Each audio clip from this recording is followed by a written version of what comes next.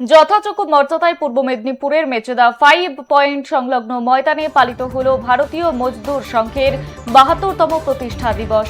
বৃহস্পতিবার বিকেলে কোলাঘাট এবং শহীদ মাতঙ্গিনী ব্লক কমিটির আহ্বানে আয়োজিত এই প্রকাশ্য সম্মেলনে সংগঠনের রাজ্য এবং জেলা নেতৃত্ব এবং প্রচুর কর্মী সমর্থক উপস্থিত হন।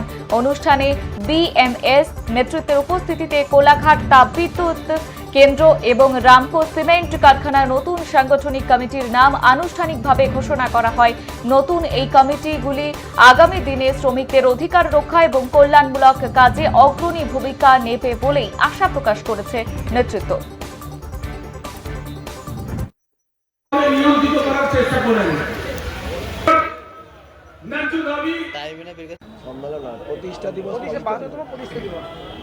পরিবর্তনের পরে শ্রমিক সংগঠন হিসেবে পরিগণিত হয়েছে। তার আজকে প্রতিষ্ঠা দিবসে আমরা এই কোলাঘাট ব্লক এবং শহীদ মাতঙ্গিনী ব্লকের আহ্বানে আমরা আজকে দিনটিকে সফলভাবে অনুষ্ঠিত করার জন্য উপস্থিত হয়েছি।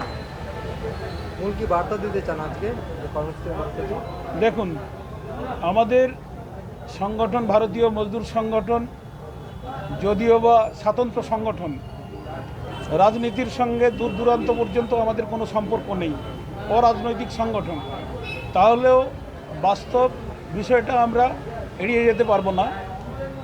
৪ঠা মের পরে সরকার পরিবর্তনের পরে বিভিন্ন সংগঠনের থেকে বহু মানুষ আসবেন, এটা স্বাভাবিক ব্যাপার। তাতে সংখ্যার বৃদ্ধি হয়তো ঘটছে, কিন্তু গুণগত ব্যাপারে যাতে সমস্যা না হয়, আমাদের ভারতীয় মজদুর সংঘের যেহেতু অনুমোদিত ইউনিট তাপবিদ্যুৎ কেন্দ্র এবং রামকো সিমেন্ট, যাতে আগামী দিনে নীতিগত আদর্শগতভাবে আমাদের দেখানো পথেই তারা চলতে পারে, সে কারণে